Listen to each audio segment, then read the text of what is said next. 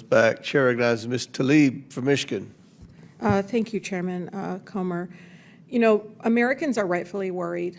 I know the professor knows and probably hears from a lot of folks about corporations and how our government is allowing them, like 23andMe and others, to use and sell deeply personal information, including medical and genetic data.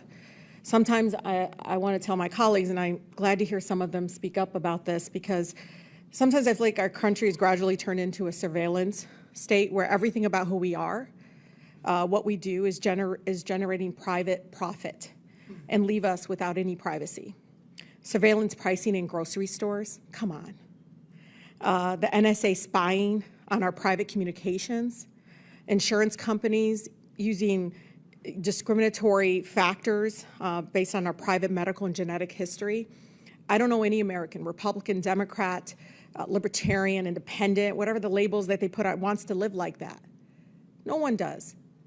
So Professor Hu, you know, how can we ensure that genetic data of 15 million users, being put for sale, won't be used for private actors? And I just wanted to be clear. I know everybody's talking about China, but I'm actually really worried about corporate greed here in our country and the corporations here in our country.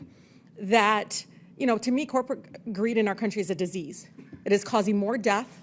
I don't care if it's the fossil fuel industry, what my residents call sick care, not health care in our country, whatever it is. But I'm really worried, Professor Hu, because Professor Hu, I can see healthcare insurance companies using data saying, oh, your genetics shows you might get breast cancer, we're not going to cover you, you're not going to get life insurance, you're not going to be able to get access. Or they're going to, again, use this to profit, not to help. We don't seem to prevent death and destruction in our country. Even this chamber doesn't do that. And so what can we do? I mean, this is genetical medical, history, as you know. It's incredibly important, especially, I know a lot of ethnic and racial heritage is also mixed up in there, and you saw them targeting folks of Jewish faith. And again, is just, to me, watching this happen, and then we do nothing. We'll have this hearing, and I know Chairman Comer is trying to do his best, but we're going to have this hearing, but are we going to actually update HIPAA? Are we going to actually do something to push back against profit for this kind of data and information? Thank you so much, Congressman, for that question. And I do think that this is a moment to assess first principles in our commitment to the Constitution, and to what extent does the increasing privatization and commodification of this data come into conflict with our core values, but not only just our constitutional values, our national security interests, and the way in which our national security interests are infused by these fundamental commitments to rights and liberty and freedom and expressive rights and privacy rights as anchoring how we see ourselves as a nation.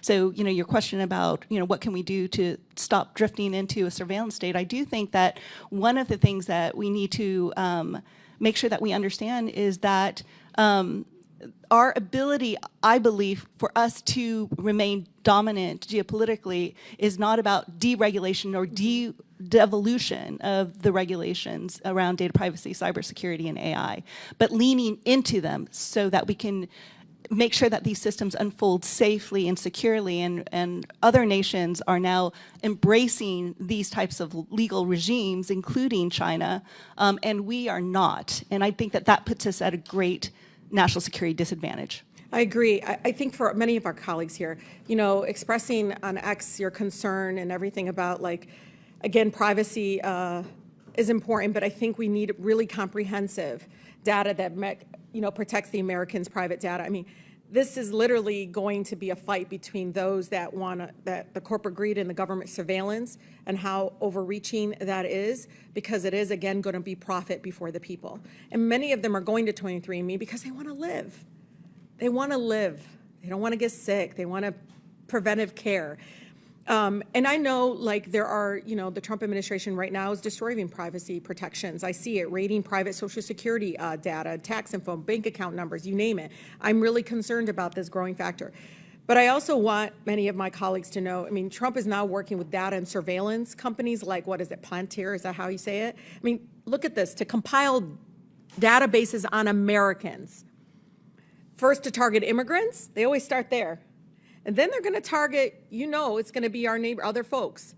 It's going to be unbelievable because, Peter T. Hall and Alex Karp, who made it clear that they care more about political domination than American democracy or individual privacy. I say this because we're talking about 23andMe, but understand there's a bigger movement in our country that we need to put in check right now because they don't care about us.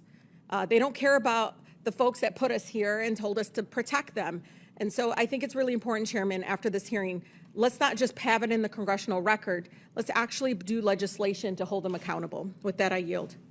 Gentlelady.